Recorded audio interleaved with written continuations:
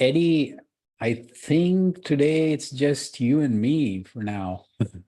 Oh, uh, um, there's Shivangi. So, Yuan, could you play the music for another 2, 3 minutes, maybe 3 minutes?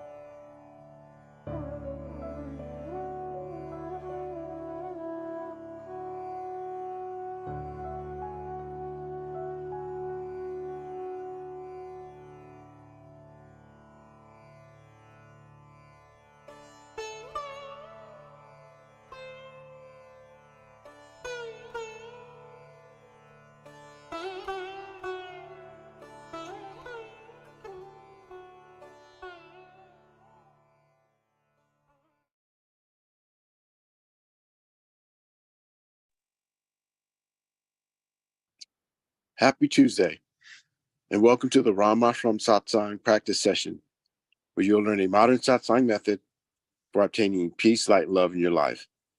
My name is Eddie, and I will give you a brief overview of today's Satsang session. If you direct your attention towards the screen, you'll see the first element is Satsang. Satsang is a scientific method whereby we may obtain peace, light, and love in our life. It requires no physical skill, spiritual accomplishment, or meditation experience to begin this practice. Satsang consists of two words, Sat and Sang. Sat means positive energy, and Sang means to be with or to be in the presence of. Therefore, the word Satsang means to be in the presence of positive energy. The next element is meditation. Meditation is an important part of Satsang.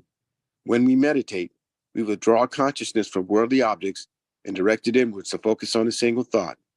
In doing so, our minds become calm and our thoughts become pure, thereby allowing us to obtain higher states of consciousness, such as enlightenment, peace, light, and love. Inner orientation. There are two types of satsang, inner satsang and outer satsang. An example of outer satsang would be chanting or attending pilgrimages. When we practice outer satsang, we have the potential to change our behavior, but only through the practice of inner satsang can we obtain higher states of consciousness, such as enlightenment, peace, light, and love. The satsang that you will learn today is an inner satsang where we meditate in silence. Group session. These practice sessions are structured for group participation. When we meditate as a group, our focus is improved and our personal progress along our spiritual path is expedited. By regularly attending these practice sessions, the benefits of group participation are amplified. Joy and inner happiness. All beings wish to experience joy. Joy is the eternal longing of the soul, but only through the practice of inner satsang can we obtain a joyous state. Each time we practice satsang, our inner happiness gradually increases, ultimately culminating in a state of joy, which we experience 24 hours a day, 7 days a week. The agenda for today consists of 3 sessions: the informative session, the practice session, and the interactive session. During the informative session, a lecture will be given about a satsang topic, the founder, or some relevant spiritual topic. During the practice session, you'll receive instructions on how to meditate, followed by a period of practice. During the interactive session, you have the opportunity to ask questions, or there'll be a panel discussion.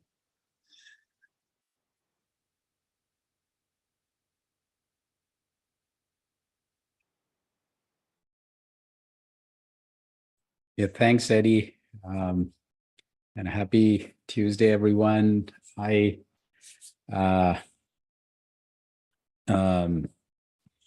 have been talking about GMA for my grandmother for last few sessions, and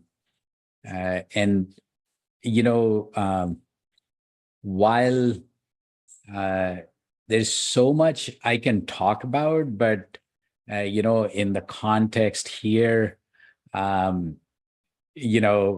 a few things that came to me, I put them on this slide. But when I look back as a kid, I think,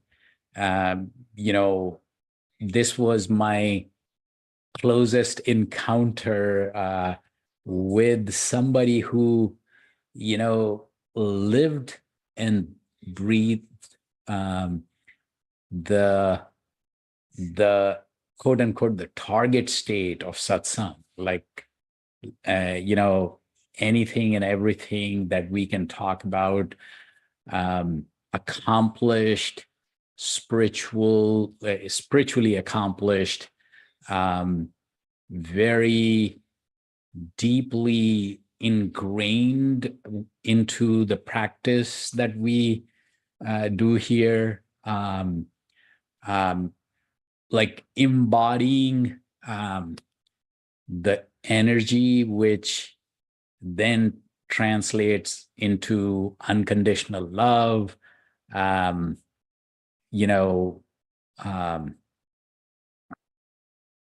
the light or knowledge, and like immense and like palpable peace. It's like basically things that we would like to have. We would it was her presence itself was deeply grounding, in terms of spiritual, like I can literally say it's like meeting her was a spiritual experience, literally. And there are, I was actually, there was an attempt to pull together lots of, lots of these experiences people had.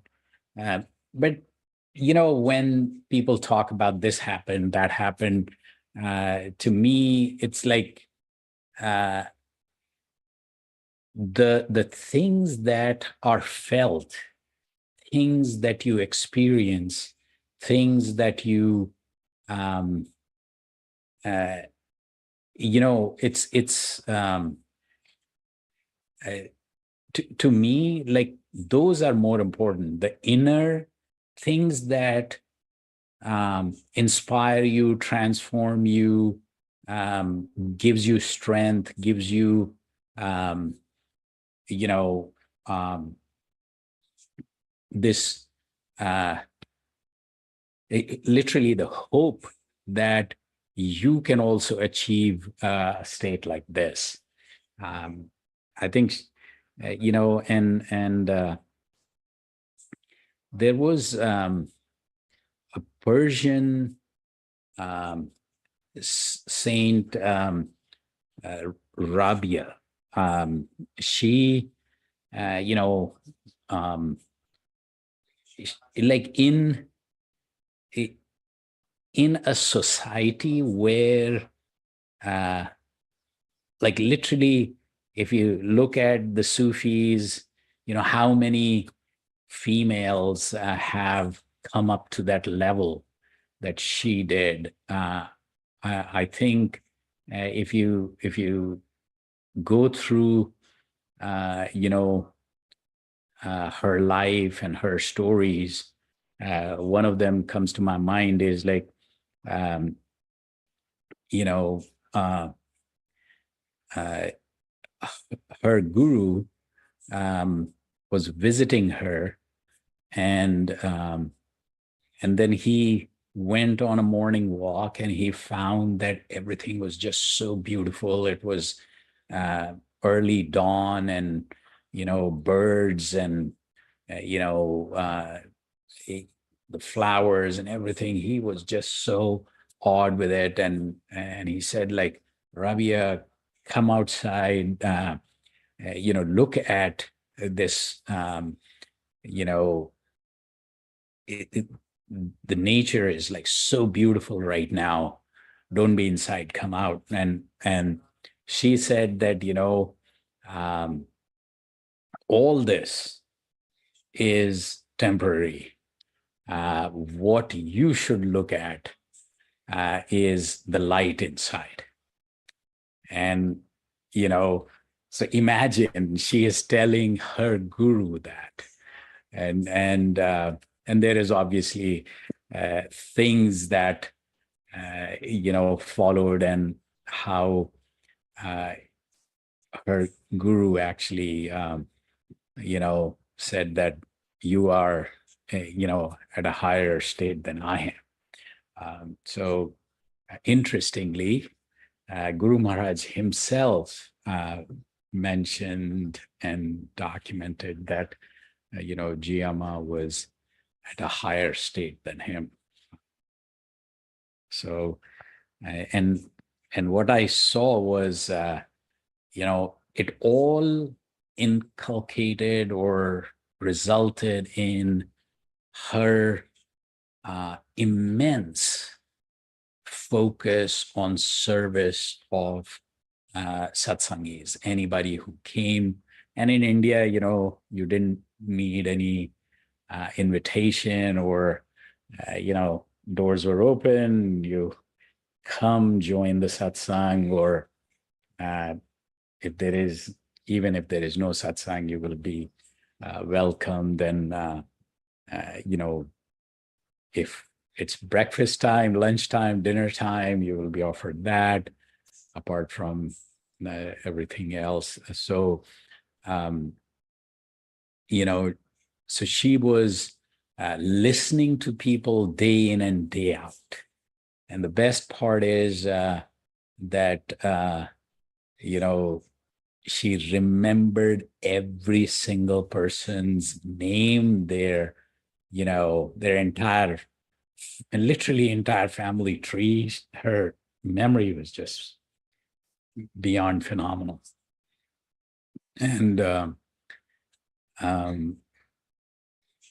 I still remember. So she was like, cleanliness was her. It was, even as kids, we were not allowed to even touch her, bedding or anything. It's like, stay away. And that was for everybody else as well. So while, she would meet everybody, thing was like cleanliness was like on her mind all the time. Um, and so um, I do remember like she would once she would retire, she was like, you know,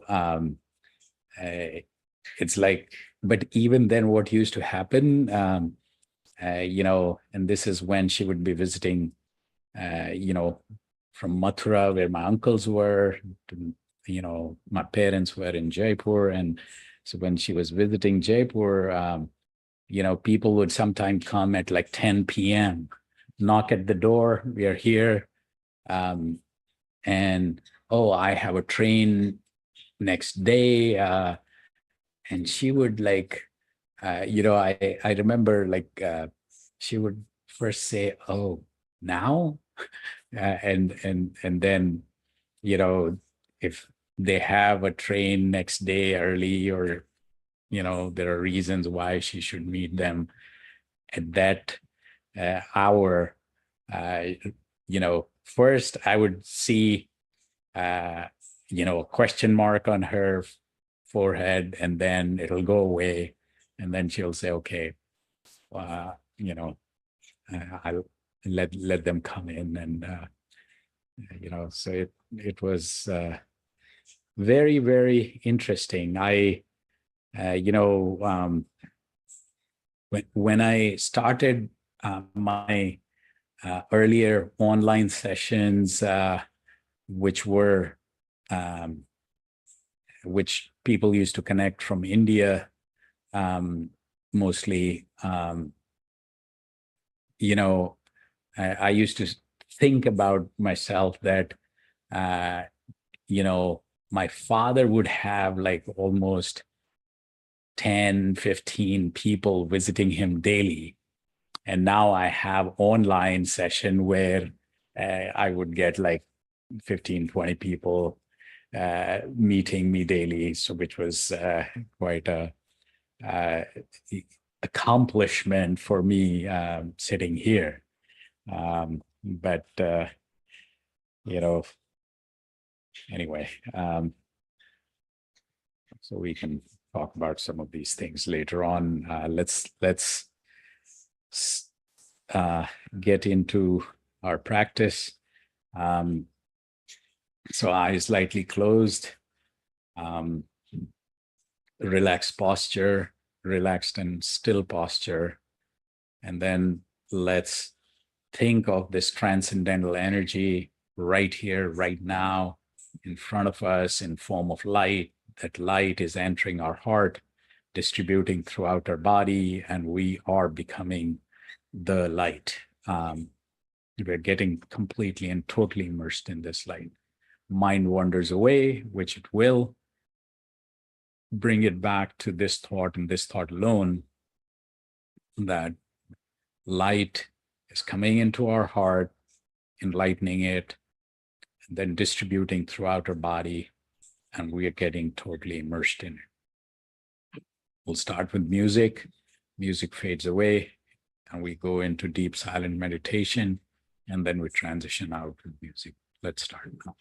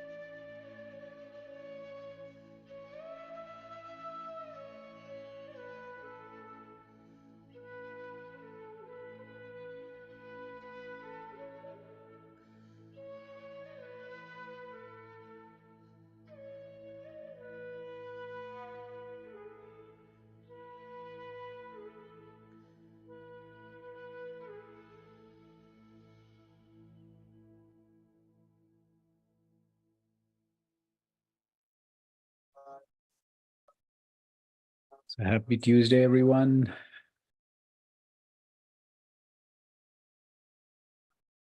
So Steve, how are you? Yeah, I'm doing well tonight. Hello.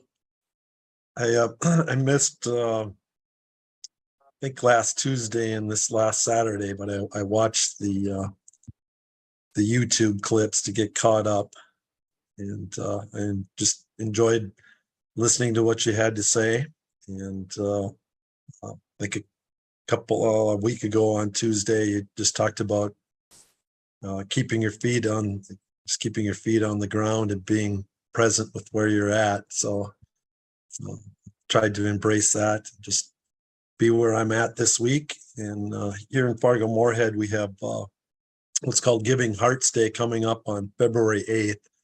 And it was started by the Dakota Medical Foundation. They try to help a lot of nonprofits raise money on that day. It's closely associated with Valentine's Day. So rather than just focusing on cards and flowers and things like that, trying to be grounded in the community and trying to make the community a better place. I'm really hopeful for that. And so just been kind of thinking about some of those things. So just in a good place. All good. All good. Yeah. Yeah.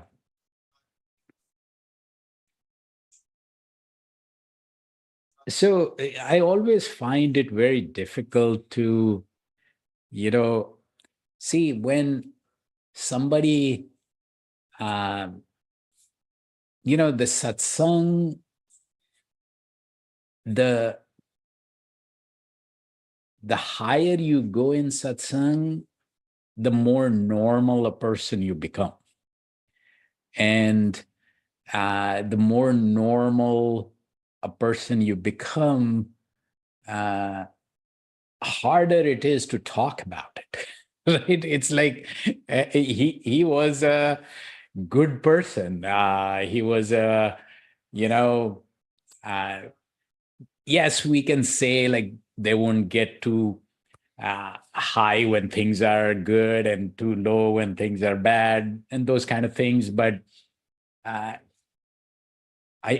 find it very difficult to talk about the leaders of satsang for that reason. But the reason I'm talking about it is like, so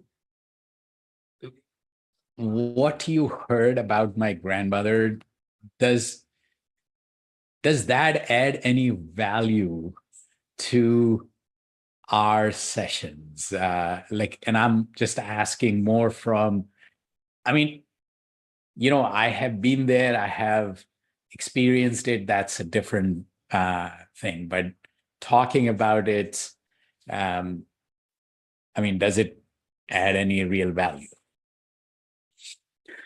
I think yes, because I think as human beings, we all have a certain aura about ourselves, and I really get a strong sense of your grandmother's aura and just the effect that had, the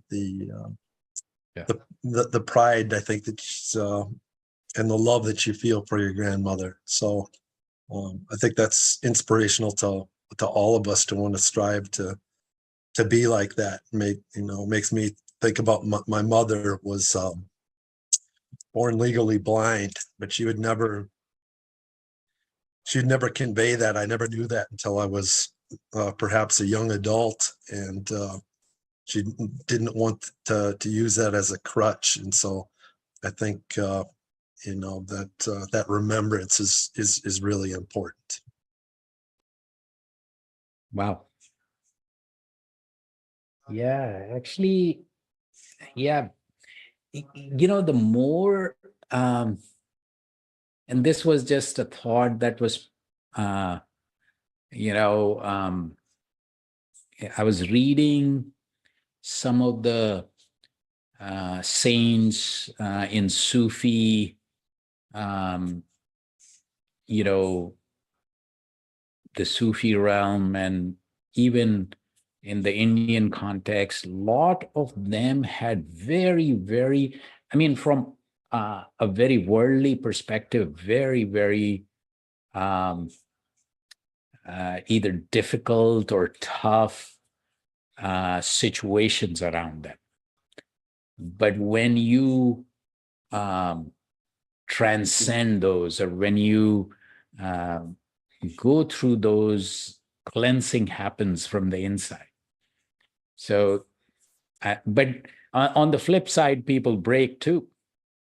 But, if you, from there, spirituality can bloom and prosper as well. Because this Persian Saint Rabia, I mean, it's, if you read the story, it's like very, very difficult to go through. It's like she went through such tough times, but then she rose herself to the heights that especially very few women were given that kind of, place that she got. So, yeah. But when my mother passed away, I actually sat down and I said, like, what should I talk about? And again, I mean, it was a very quote unquote normal set of interactions. But then when I sat down and when I started looking at things, if I wanted to talk about somebody who's a leader, somebody who is a role model, and so there were like check, check, check. But what actually rose above all that I felt was a part of my grandmother's and my mother's life was their ability to genuinely listen to people and listen to people at length. And the more I have thought about that, because it just happened all through my years, and I don't think I even really thought about that. But since I recognize that it has grown on me, that good leaders listen, then empathy, if you have empathy, then you would be, it's about how you care about people. And if you care about people, then you would listen to them. And then I also thought about, like, if you genuinely, care and want to serve, then you would give people time, right? Your time is their time. Like, so, and then if you utilize that time listening to their problems, I mean, that is a service of its own kind.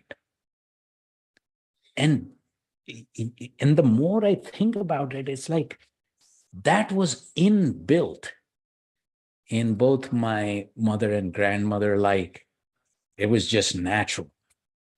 There was no, big deal or demonstration around it. It was just their way of life. And it, especially with my mother, it grew over time. Like, so I think as she got deeper, or maybe more spiritual, I think she could connect to more people and do it even more. Very, very interesting. Still trying to digest this one. So it's like,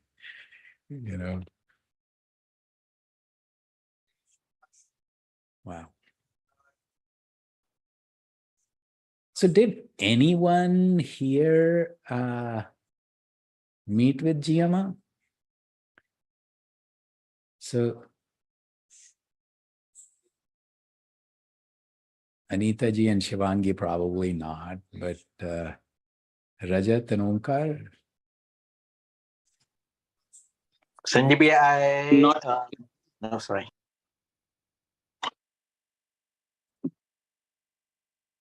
Go ahead. Sorry. Yeah. I just said no, not fortunate enough. Not yeah. So Rajat, what did you say? So I definitely have met her, but because I was very young, I just have very vague Mm. picture of her. Mm. She sitting on that cot, and I think the drawing room where people used to be. And I remember mummy asking me to come in the room and, you know, pay Yeah. my regards. And I was very reluctant to come in. Mhm. And then I think she said, that's okay, kind of. So that's the only occasion I remember her. I mean, picture wise. Otherwise, I do remember she used to be there and we used to play outside Mm. and, the mischiefs that we did and all that and the scoldings that we used to get because we, being loud and disturbing her and all those things. But yeah, those were different times.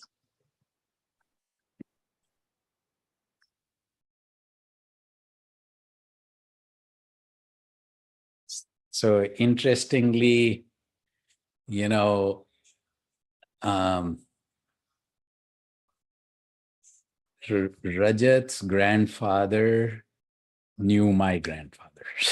So yeah. Yeah.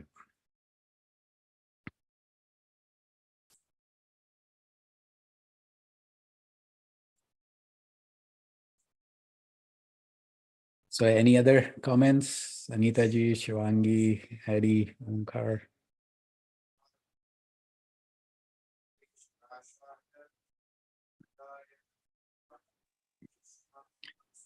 I would just add that, two things. There's a big advantage in living around someone such as your grandmother because, I've seen, and I always say this, is that when a child sees something as possible, then, all of the obstacles and hurdles sort of come down. Their eyes open wide, and they at that point know that it's possible and that they can do it. Mhm. And so it really becomes no obstacle for them to achieve things at that point. Um, and so when you tell us these stories, there's a certain passion you have, and there's a certain truth that you have, and we live or we experience that vicariously through you. And so the doubts that we may have about this path, they sort of go away, because through you, we begin to know that these things are possible, that it's possible to, to sit still, and it's possible to achieve these higher states of consciousness and to not be bothered by the situations that you're in. And so it just makes our experience, more real. I mean, we feel like we get a sense that, yeah, this can work. I'm in this, and I'm going to keep going forward because you gave us this account of a true experience. And though we never seen it, didn't see your grandmother, we believe you, and we sense your passion and your truth, and so it works for us. And so, in that sense, we benefit from the stories that you tell as well. So talking about that, while you were saying this, something else I remembered. So my mom used to cook for my grandmother, and there were some very strict rules. She would, so I have talked about these three energies which affect us, our meditation: Sat, Raj, and Tam. And Eddie, you are very familiar with that. And so Sat, the uplifting, positive; Tam, the downward, negative; and Raj is something that is more action-oriented, passion-oriented, movement. But movement also takes us away from peace. So it may be movement positive or movement negative, but movement means peace is gone for that time being. So it's important, but it's not Sat, which is where you get grounded and positive. So there is a discussion about food being, sattvic, rajasic, and tamasic, which is food that aids your spiritual growth, food that takes you further down and causes more negative impact than positive from an energy perspective.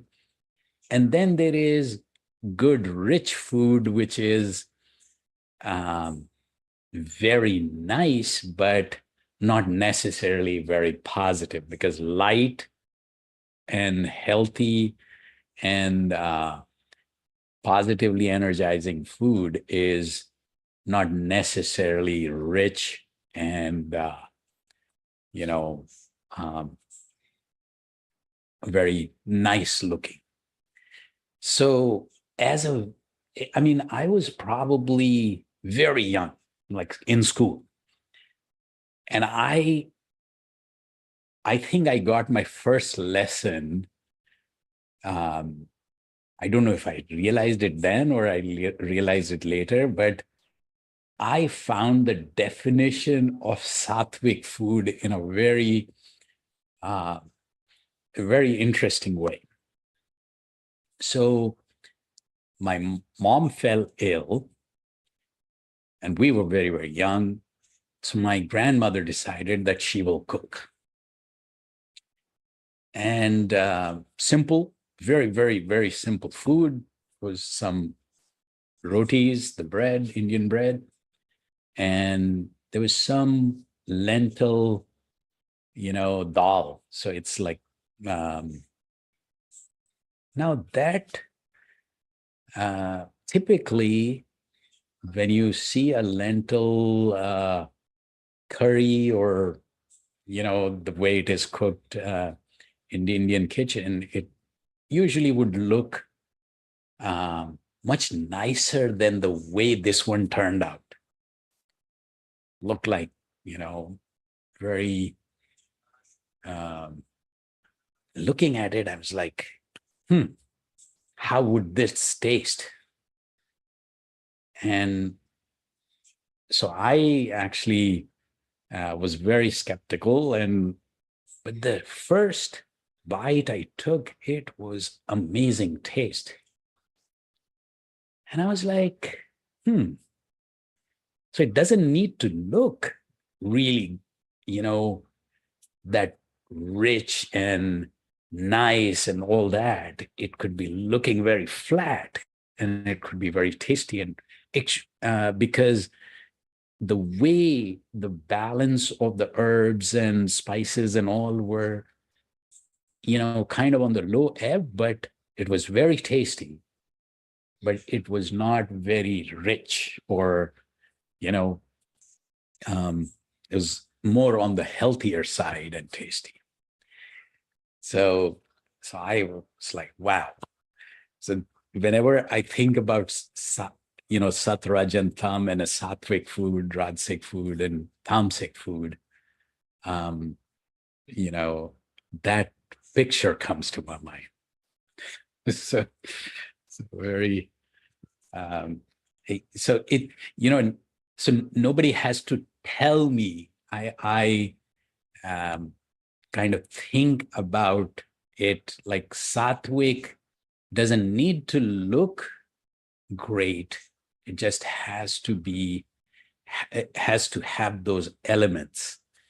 And typically today's culture, even in India, it's even more these days. It's like it should look so good. And that becomes rajasic, right? And when you go towards,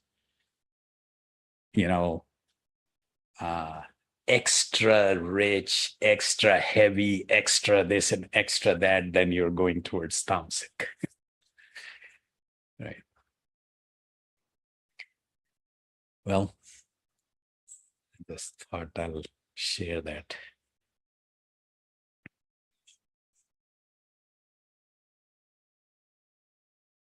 Any final thoughts before we wrap up?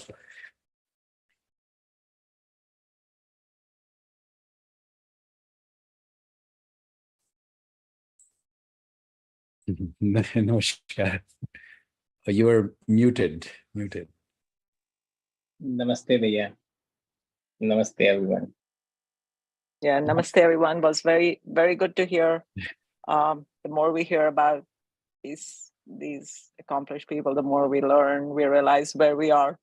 Lot of ground to be covered. A lot of ground to be covered. but we will keep trying. Knock on wood, I have not had any major trials or tribulations, and still teaching and instruction. So, this fits right in with that. Yeah, and still we have so much trouble in trying to achieve the small goals that we set for ourselves. But we need to keep trying. So many lessons in what we heard today. Thank you. Yeah, very. So Steve, do you understand what a sattvic, rajasic, or tamasic food would look like? I just think of I don't know what it would look like, I guess, so much as I think just the health benefits of it is what would make sense to me. More natural, I guess. Things that are gonna eat us when we eat well. See, interestingly, for example, right? I mean, people sometimes ask, would drinking affect my meditation? And I'm like, you don't have to go too far. You just think about how your next day would look like. So if you have to get up in the morning and have to meditate, right? And if you were, if you drank too much, there will be a hangover, and hence that morning there's no meditation, right? So if you go a little deeper into the effect of food on your meditation, I think there was great amount of research done there. And what they found was that there were 3 categories of food. One which aids your meditation, 2 which actually go against your meditation, and second is okay, maybe if obviously anything you eat too much, and all that actually relates to your well-being and what is healthy and what is not as well. So it's a very interesting, it's all connected in some ways. Yeah.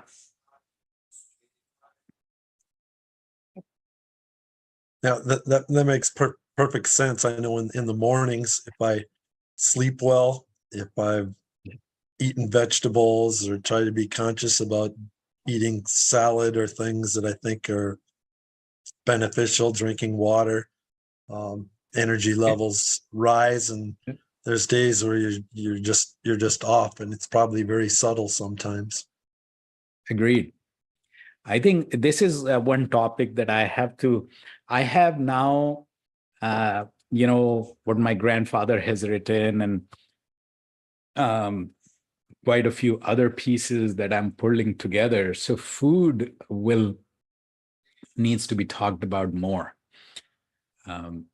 It's very closely related to again, it's like, like when you have a white shirt, a small dot shows, right? So it's like when you try to get to higher realms, initially it doesn't matter that much, but later on, every wrong turn shows up and more than it used to earlier, right? So, but anyway, so yeah, good session. Sometimes just it's Tuesdays are sometimes more relaxing for me. It's just all good. All right, so namaskar, and thanks Steve and Eddie for being here. Omkar, Shivangi, Anita ji, namaskar. Namaskar. Good night, He said, everyone. Yeah. Good night, everyone. Good night. Good night, everyone. Good night. Thank you. Thank you. Thanks, Steve.